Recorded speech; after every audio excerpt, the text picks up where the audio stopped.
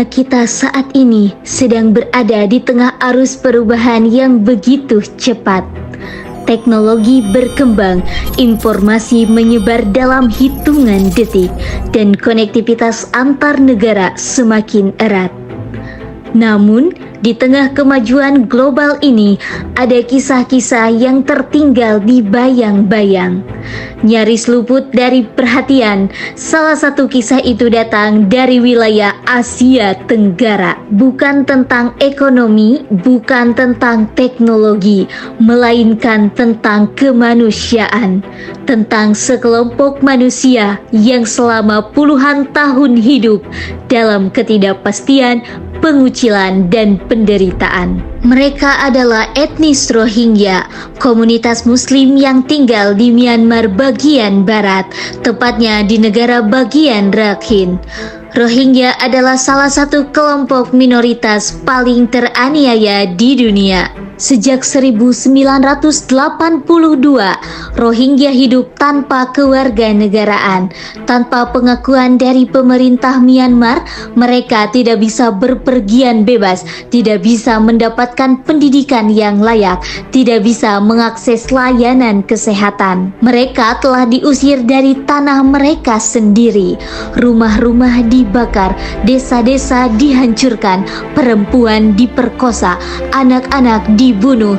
Lebih dari 1 juta orang Rohingya kini tersebar di kem-kem pengungsian. Namun yang lebih menyedihkan adalah dunia hanya menonton, dunia mengutuk tapi jarang bertindak tegas. Kita menyaksikan mereka di layar televisi, di media sosial, di laporan-laporan kemanusiaan. Namun kita tidak benar-benar memahami bagaimana dan mengapa semua ini bisa terjadi. Dalam narasi panjang ini, kita akan menelusuri akar sejarah, dinamika konflik, kekerasan yang terjadi, serta dampaknya bagi kawasan Asia Tenggara. Ini bukan hanya pelajaran sejarah, melainkan panggilan moral untuk kita semua, untuk peduli, memahami, dan bertindak. Mari kita mulai dari siapa sebenarnya Rohingya itu.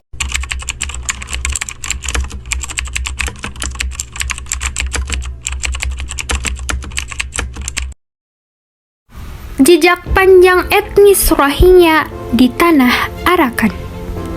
Untuk memahami tragedi yang menimpa Rohingya, kita perlu menelusuri sejarah panjang mereka.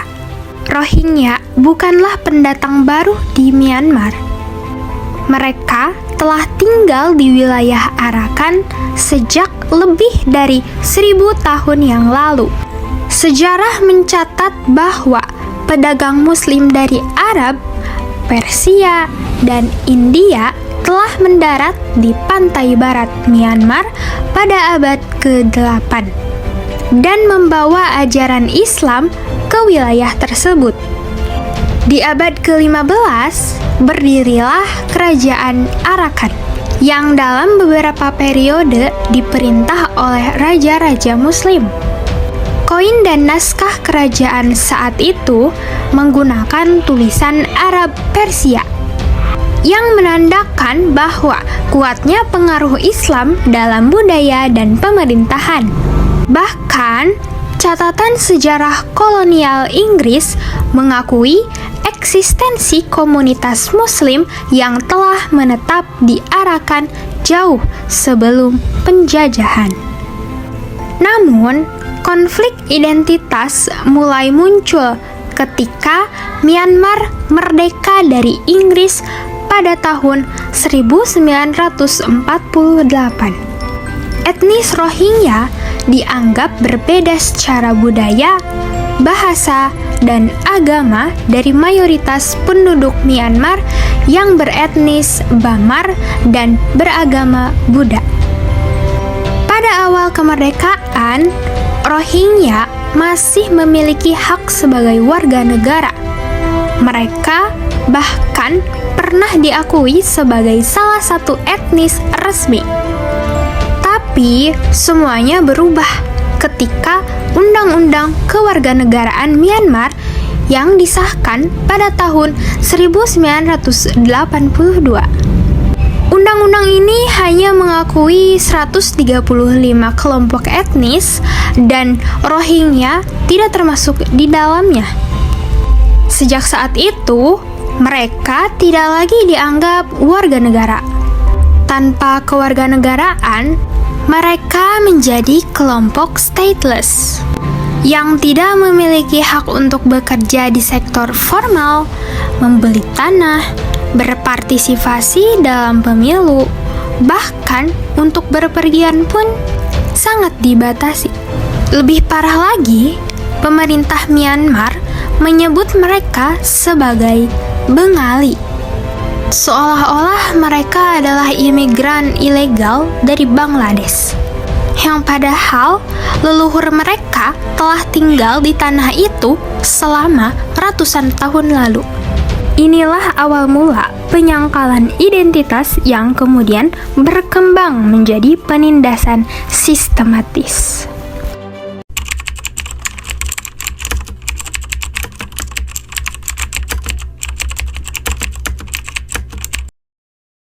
Penindasan terhadap Rohingya bukan hanya dalam bentuk administratif atau diskriminasi sosial. Sejak tahun 2012, kekerasan fisik menjadi bagian dari kehidupan mereka. Kerusuhan besar di Rakhine tahun 2012 yang menandai babak baru konflik. Bentrokan antara kelompok etnis Rakhine yang mayoritas Buddha dan Rohingya yang Muslim menyebabkan ratusan orang tewas dan rumah dibakar. Pemerintah Myanmar gagal meredam konflik dan bahkan dituduh membiarkan kekerasan terjadi. Situasi semakin buruk pada tahun 2017 ketika kelompok bersenjata Rohingya menyerang pos polisi Myanmar. Sebagai respons, militer melancarkan operasi pembersihan yang brutal. Lebih dari 700.000 Rohingya yang melarikan diri ke Bangladesh dalam waktu singkat. Human Rights Watch dan Amnesty International menyebut operasi ini sebagai bentuk pembersihan etnis. Sementara PBB melalui misi mencari fakta menyebutnya sebagai genosida yang sedang berlangsung. Dalam laporan mereka, ditemukan bukti kuat adanya pembunuhan massal, pemerkosaan sistematis terhadap perempuan dan anak-anak, serta pembakaran massal lebih dari 300 desa. Bahkan setelah mengungsi, penderitaan mereka belum selesai. Di kamp-kamp pengungsian Cox's Bazar, Rohingya hidup dalam kondisi padat, tanpa pendidikan, tanpa pekerjaan, dan tanpa kejelasan masa depan. Sementara itu, di Myanmar, desa-desa mereka digantikan dengan pemukiman baru yang dikuasai militer. Identitas mereka dihapus, aset mereka dirampas, dunia seakan mengutuk. Tetapi tidak ada langkah hukum tegas dari Mahkamah Pidana Internasional, dan negara-negara besar masih enggan menjatuhkan sanksi berat. Genosida ini terus berlangsung dalam bentuk senyap namun nyata. Guncangan kemanusiaan di kawasan ASEAN. Krisis Rohingya tidak hanya berdampak di Myanmar. Negara-negara Asia Tenggara, khususnya Indonesia, Malaysia, dan Thailand, juga turut merasakan beban akibat gelombang pengungsi yang datang. Di Aceh, masyarakat lokal sempat menyambut pengungsi Rohingya dengan tangan terbuka. Bahkan, menyelamatkan mereka dari kapal-kapal yang terombang-ambing di laut. Namun, seiring waktu, muncul kelelahan sosial. Beberapa pengungsi dianggap melanggar aturan lokal, menyebarkan kekhawatiran budaya, dan bahkan dituduh merebut sumber daya warga. Di media sosial, hoaks dan disinformasi memperkeruh keadaan. Sementara itu, pemerintah Indonesia menghadapi dilema besar. Di satu sisi, Indonesia belum meratifikasi Konvensi Pengungsi pada tahun 1951. Di sisi lain, prinsip kemanusiaan dan nilai Pancasila mendorong bantuan tetap diberikan. Negara-negara ASEAN pun menghadapi keterbatasan serupa. Prinsip non-intervensi ASEAN membuat tekanan terhadap Myanmar menjadi sangat terbatas. Padahal, stabilitas kawasan terganggu oleh krisis ini. Negara-negara tetangga mengeluhkan beban sosial, ekonomi, dan keamanan akibat arus pengungsi. Namun, mereka tidak memiliki mekanisme kolektif yang kuat untuk menyelesaikannya. Krisis Rohingya menjadi cermin bahwa kita di kawasan ASEAN masih belum cukup kuat dalam merespons tragedi kemanusiaan bersama.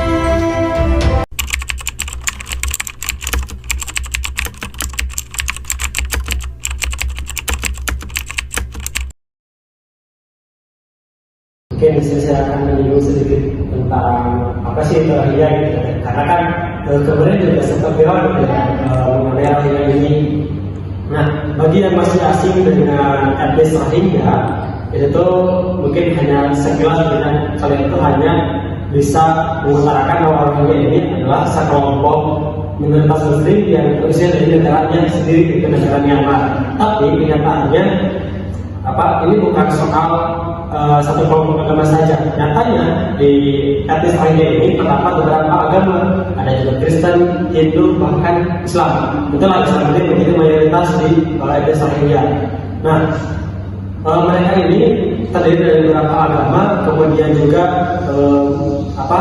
menjadi sorotan publik karena junta militer dari Myanmar yang melakukan mereka dengan secara tidak layak, secara keji dan tidak humanisme dan tidak manusiawi. Banyak korban dari mereka, pembantaian, kemudian juga pembunuhan anak-anak, perempuan dan sebagainya. Sebanyak ribuan orang mereka terbunuh. Hingga akhirnya mereka mencari suaka politik ataupun mencari camp pengungsian supaya mereka tetap berhak hidup dan menyuarakan hak hidupnya setelah mereka diusir dari Myanmar. Tentunya ketika kita membicarakan tentang etnis Rohingya, ini bukan hanya soal agama gitu. Ini kita dapat dilihat dari sejarah yang panjang. Karena memang berbicara tentang etnis Rohingya ini merupakan hal yang sangat kompleks gitu. Nah, seperti halnya yang kita ketahui bahwa etnis Rohingya ini berada di wilayah Rakhine ataupun Rakhine, yang itu secara geografis terletak di Rakhine dan bertepatan dengan wilayah Bunga dan kemudian dia berbatasan dengan Bangladesh.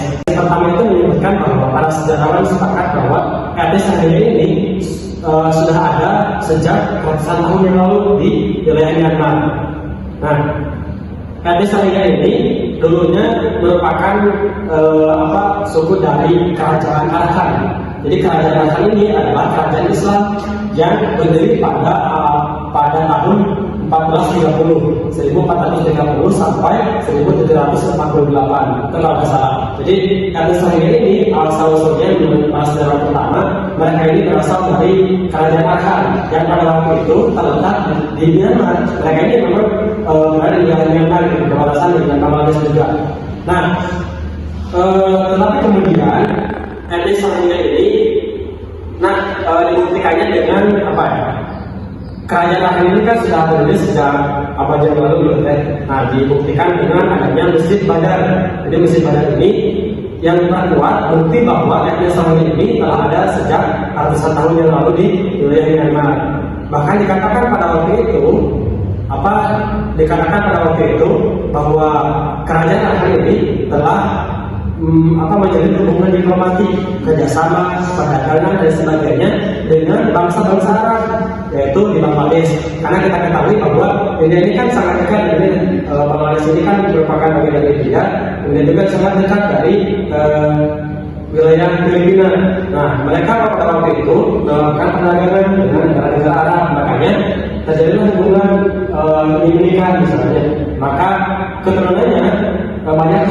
muslim gitu. Maka tidak heran kalau etnis Rohingya ini mayoritasnya muslim.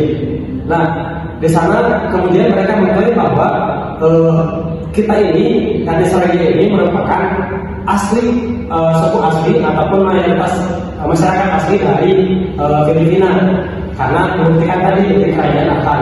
Tapi para sejarawan kedua, pendapat yang kedua kemudian juga diperkuat dengan pemerintah Myanmar pada waktu itu, mereka mengklaim bahwa etnis Rohingya ini berasal dari imigran Bangladesh, yaitu Bengala. Jadi memang Bengala ini merupakan bagian dari kepresidenan Bangladesh.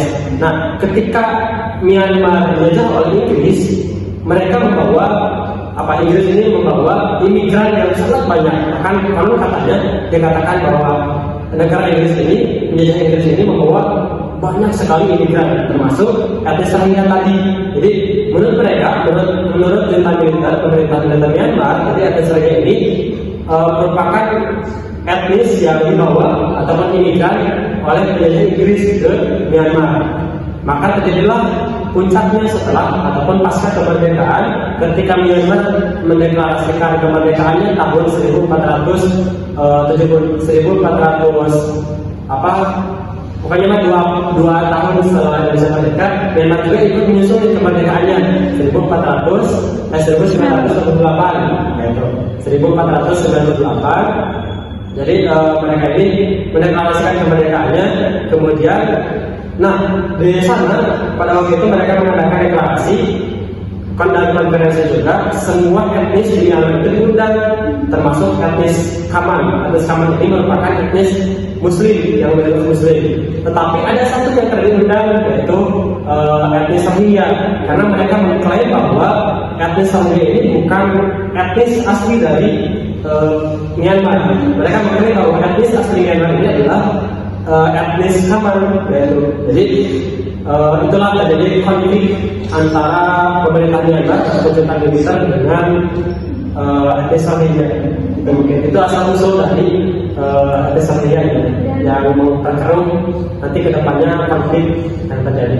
Puncaknya di tahun 2017, etnis Rohingya ini mengalami puncak konflik, yang mana pada waktu itu etnis Rohingya dikatakan oleh pemerintah militer, etnis Rohingya ini menyerang pos-pos junta militer pada waktu itu, karena memang sering terjadi bentrokan gitu. Nah, puncaknya di tahun 2017, junta militer pemerintah Myanmar itu memperlakukan ataupun melakukan pembersihan. Jadi semua warga etnis Rohingya semuanya dibantai dan dibunuh. Dikatakan pada waktu itu sekitar 70.000 orang, bahkan lebih, itu meninggal. Kebanyakan wanita, anak-anak, dan sebagainya, mereka dibantai. Jadi pada waktu itu mereka tidak melihat siapapun. Yang penting ketika ada etnis Rohingya, mereka tembak. Makanya dengan situasi yang ada saat ini, dengan ribuan jiwa yang telah korban, ratusan ribu etnis Rohingya ini kemudian melarikan diri ke camp-camp, yaitu untuk mencari saka politik ataupun mencari camp pengungsian gitu. Nah, di tahun 2017 mereka melarikan ke negara-negara tetangga yang seperti kita ketahui bahwa mereka ini beralih ke Bangladesh. Di Bangladesh ini ada camp terbesar, apalagi namanya. Jadi di Bangladesh ini menyambut mereka dengan mengadakan camp ini disebut camp terbesar dunia, karena bisa menampung etnis Rohingya yang sekian ribu banyaknya gitu. Tetapi terjadi permasalahan dan juga yang membuat dunia internasional itu menyoroti etnis Rohingya gitu. Di Bangladesh ini kan ada camp terbesar di dunia, mereka menampung etnis Rohingya, tetapi kemudian akses terhadap pendidikannya kurang, bahkan tidak begitu layak. Kemudian yang kedua, makanannya juga kurang layak. Kemudian akses terhadap air bersih juga tidak mereka dapatkan. Kemudian juga di camp terbesar itu juga, di camp Bangladesh juga sering terjadi kebakaran. Bahkan antara masyarakat lokal dan etnis Rohingya tersebut sering mengalami konflik gitu. Karena mungkin masyarakat lokal di Bangladesh ini merasa terganggu atau adanya gesekan lah antara etnis Rohingya dengan masyarakat lokal yang ada di Bangladesh. Jadi camp yang di Bangladesh tersebut ketika di tahun 2017 mereka menyediakan camp tidak begitu bisa disebut layak gitu, karena mereka mendapatkan perlakuan yang tidak manusiawi gitu. Akses terhadap yang tidak kurang, pendidikannya juga, apalagi sekolah, anak-anak terlantar dan lain sebagainya. Bahwa etnis Rohingya ini setelah di sisi lain di camp di Bangladesh, karena mereka ini terus menyuarakan hak hidupnya, mereka juga terus berlayar dengan kapal mereka yang masing-masing pertama ke negara Thailand. Jadi mereka ini pernah pada waktu itu memang Thailand mengadakan camp pengungsian sementara untuk etnis Rohingya. Tapi terjadi konflik internal pada waktu itu, yang mana ketika etnis Rohingya mengungsi di negara Thailand, banyak sekali terjadi konflik antara warga lokal Thailand dengan etnis Rohingya. Kemudian juga terjadinya perdagangan manusia. Jadi dikatakan bahwa di sana juga di negara Thailand Selatan terdapat 30 kuburan dari etnis Rohingya. Di sana itu melibatkan aparat pemerintahan, kemudian juga para pejabat. Jadi mereka ini diiming-iming kebebasan, silakan kamu masuk ke negara Thailand, tapi kamu harus bayar sekian-sekian. Itu yang para pengusaha ataupun para elit di Thailand itu beriming-imingkan kepada etnis Rohingya gitu ya. Makanya mereka mau gitu, sehingga pada waktu itu terjadilah perdagangan manusia di Thailand, sehingga aparat ataupun pemerintah dari Thailand membersihkan etnis Rohingya. Kata Thailand, sudahlah mereka ini dikembalikan lagi karena memang secara sosial, ekonomi, politik mereka juga belum siap untuk menerima tampungan dari etnis Rohingya tersebut karena jumlahnya sangat banyak. Nah, kemudian juga Malaysia ini kan terkenal dengan ketika di PBB juga mereka sering mengutarakan bahwa etnis Rohingya ini perlu hidup, etnis Rohingya ini perlu mendapatkan hak-haknya sebagai manusia. Tetapi di sisi lain, di tahun 2020 etnis Rohingya kemudian masuk ke Malaysia, kemudian Malaysia mengadakan camp yang pada waktu itu dibatasi oleh aparat pemerintahan di Malaysia. Tetapi kemudian karena di tahun 2020 itu sedang terjadi lockdown, karena kan sedang maraknya COVID ya. Jadi pertama pemerintah Malaysia ini ketakutan akan adanya virus baru gitu, akan adanya COVID-19 yang tersebar. Tetapi mereka juga hanya menampung etnis Rohingya tersebut sementara gitu. Jadi mereka mengadakan camp tapi dengan sementara untuk mencukupi kebutuhannya saja. Setelah itu mereka tidak akan pergi lagi. Tetapi kemudian tidak lama pada waktu itu etnis Rohingya ini sering mengalami konflik. Ada yang menerobos sampai ke jalan tol, ada juga yang mencoba kabur dari wilayah tersebut ke wilayah di Malaysia. Makanya pemerintah Malaysia pada waktu itu sudahlah, karena mereka mungkin merasa geram dengan perlakuan yang kurang etis dari etnis Rohingya, kemudian mereka juga dikembalikan lagi untuk belajar lagi ke negaranya. Nah, tetapi etnis Rohingya tidak berhenti di situ gitu. Mereka terus mencari pengungsian untuk mencari sosok politik, hingga akhirnya kemarin gitu ya, sempat viral di Indonesia gitu. Mereka sampai ke Aceh. Jadi mereka itu mendarat ke Aceh, ratusan bahkan ribuan mendarat ke pesisir lautan Aceh gitu. Hingga pada waktu itu Mahfud juga menilai etnis Rohingya ini kita juga belum siap gitu, secara keamanan mereka belum siap di Indonesia ini karena takutnya rentan konflik antara warga lokal dengan etnis Rohingya. Secara sosial juga mereka belum siap. Terus secara ekonomi juga bahwa anggaran negara Indonesia ini sebaiknya digunakan untuk kebutuhan yang lain. Karena ini etnis Rohingya ini sangat banyak jumlahnya, jadi negara Indonesia juga memandang bahwa anggaran juga harus tepat lah gitu. Jadi di negara-negara Asia Tenggara memang belum siap gitu untuk menampung etnis Rohingya. Mereka memang tetap menyuarakan di dunia PBB, menyuarakan hak-hak kemerdekaannya, hak-hak rakyat. karena ini konfliknya sudah terjadi di sepanjang tahun gitu, dunia internasional pun ikut terlibat gitu.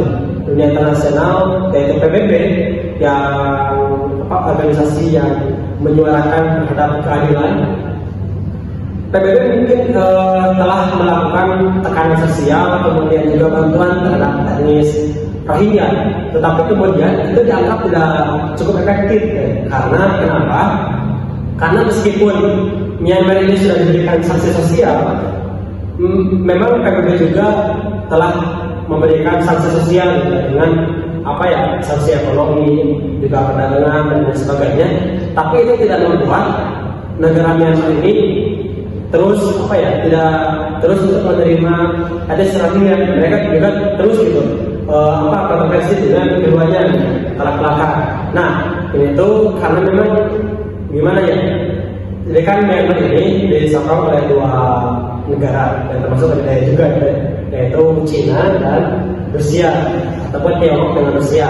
Jadi memang mereka ini didukung oleh di belakang itu ada Rusia dan juga China. Apalagi kan di Myanmar itu banyak pabrik-pabrik Cina ataupun banyak perusahaan-perusahaan Cina yang ikut berinvestasi di Myanmar. Nah, maka mereka ini mendukung terhadap pemerintahan Myanmar. Memang secara internasional PBB sudah melakukan tindakan sosial dengan adanya sanksi sosial, sanksi ekonomi dan sebagainya. Tapi itu tidak cukup efektif kalau dinilai oleh beberapa negara. Kalau kita lihat secara objektif mungkin agak susah. Ini akan membutuhkan waktu yang sangat panjang untuk agar si etnis Rohingya ini benar-benar pulih dan benar-benar menjadi warga negara. Entah itu kita kembalikan ya ke negara Myanmar gitu. Memang kalau secara objektif dengan negara Myanmar yang memang terus menolak, terus tidak mau menerima etnis Rohingya karena tadi berbagai faktor sejarah, karena mereka ini dianggap bukan warga asli, maka agak sangat sulit untuk mereka menjadi bagian warga negara. Tapi bukan berarti mustahil ya. Mereka selagi mereka ada niatan untuk terus menyuarakan hak-hak mereka, kemudian juga dunia internasional juga terus menyuarakan hak-hak etnis Rohingya, PBB juga terus ikut berperan aktif, negara-negara Asia Tenggara juga terus ikut berperan aktif, termasuk ASEAN juga terus berkontribusi terhadap pembelaan etnis Rohingya. Mungkin kedepannya masih ada harapan untuk etnis Rohingya ini dikembalikan ke negaranya yaitu Myanmar untuk menjadi warga negara Myanmar yang hak-hak hidupnya terpenuhi, kemudian juga hak-hak pendidikan terpenuhi, tidak ada lagi pembantaian, tidak ada lagi pembunuhan dan sebagainya. Bahkan pada waktu itu di Myanmar juga telah terdapat demo besar-besaran. Mereka menganggap bahwa sebenarnya musuh mereka ini bukan etnis Rohingya, tapi junta militer yang ada di Myanmar. Mereka mengklaim, warga negara Myanmar mengklaim bahwa sebetulnya etnis Rohingya ini perlu hidup secara layak. Mereka mengklaim bahwa yang salah itu adalah pemerintahan militer Myanmar yang pada waktu itu ikut memperkeruh, bahkan ikut bikin ketidaknyamanan di negara mereka sendiri. Mereka berpendapat bahwa kalau misalkan pada waktu itu Myanmar bisa menganggap mereka sebagian dari warga negara, mungkin tidak akan ada lagi ancaman nasional, ancaman internasional, kemudian juga peperangan, konflik yang terus berkepanjangan dan sebagainya. Untuk etnis Rohingya sendiri itu emang sudah mengetahui dari konflik atau pertentangan yang terjadi di wilayah Myanmar sendiri, karena mereka sendiri itu adalah salah satu etnis yang memang tidak diakui oleh pihak pemerintah dari Myanmar, yang mana mereka itu sering sekali didiskriminasi secara terus menerus oleh pihak Myanmar, yang menyebabkan mereka itu terusir dari wilayah dari daerah mereka sendiri seperti itu. Dan itu tuh menjadikan sebagai isu global yang sangat tenar ataupun populer di berbagai dunia gitu kan, karena itu adalah salah satu hal yang mencoreng nama dari Myanmar sendiri. Nah, etnis Rohingya sendiri itu memang salah satu etnis yang memang tidak diakui, yang tadi saya sebutkan, tidak diakui oleh pihak pemerintah, dan mereka juga adalah salah satu etnis yang sangat ilegal, dan mereka juga berasal dari Bangladesh sendiri gitu kan. dan mereka itu ya memang sangat tidak diberikan sebagai fasilitas yang mumpuni untuk mereka sendiri, karena mereka itu berasal dari daerah yang menjadi menjadi wilayah musuh bebuyutan dari Myanmar sendiri seperti itu, dan akhirnya mereka didiskriminasi di wilayah mereka sendiri dan tidak diakui secara resmi oleh pemerintah Myanmar. Menurut pandangan saya sih sebagai mahasiswa ya, itu sangat tidak manusiawi ya, karena mereka itu selalu aja diusir, terus mereka itu kayak ditindas ataupun mereka tuh bahkan digenosida gitu kan, dan itu kayak melanggar hak asasi manusia yang sering orang lain gitu pelajari seperti itu, dan itu tuh harus benar-benar diperhatikan oleh banyak orang ataupun banyak pihak tentang perihal tersebut gitu kan, karena penindasan yang dilakukan oleh pemerintah terhadap etnis Rohingya itu tidak sangat begitu manusiawi gitu. Kalau dari segi kemanusiaan itu mereka mereka itu tidak memiliki tempat tinggal gitu kan di wilayah mereka sendiri gitu kan, dan mereka harus benar-benar mencari tempat tinggal yang memang layak untuk mereka, dan banyak sekali di wilayah-wilayah yang mereka tempati itu sering juga diusir gitu kan, karena memang mereka itu benar-benar tidak layak untuk berada di tempat tinggal sendiri. Atau ya pastinya mahasiswa itu sangat berperan ya dalam kayak melakukan diskusi gitu kan, dan itu kayak memikirkan terhadap solusi yang bisa dilakukan oleh pemerintah untuk mengatasi hal-hal yang memang bisa merugikan bagi etnis tersebut, dan juga kita sebagai mahasiswa juga itu harus terus-terusan bisa berpikir kritis terhadap pengelolaan hak asasi manusia yang terus menerus terkikis oleh pihak-pihak yang memang sering melanggar gitu kan hak asasi manusia seperti itu. Untuk pesannya itu mungkin kita itu harus bisa menghargai ya etnis apapun, walaupun mereka itu berbeda dari negaranya ataupun berbeda dari suku yang memang asli dari Myanmarnya sendiri gitu, atau dari wilayah tersebutnya sendiri, tapi kita harus tetap menghargai terhadap keberadaan mereka, karena keberadaan mereka juga itu bisa juga tuh bermanfaat untuk negaranya sendiri. Rohingya bukan hanya angka dalam laporan PBB. Mereka adalah manusia yang ditolak oleh negaranya sendiri dan dilupakan oleh dunia. Diperlukan tekanan internasional yang kuat, dukungan hukum yang jelas, dan solidaritas yang nyata. Tapi lebih dari itu, kita butuh kesadaran kolektif bahwa setiap nyawa berharga, bahwa hak asasi manusia tidak boleh dibatasi oleh agama, etnis, atau kewarganegaraan.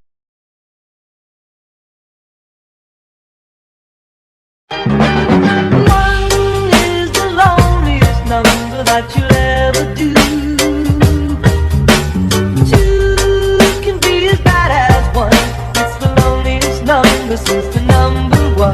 One is the loneliest number that you'll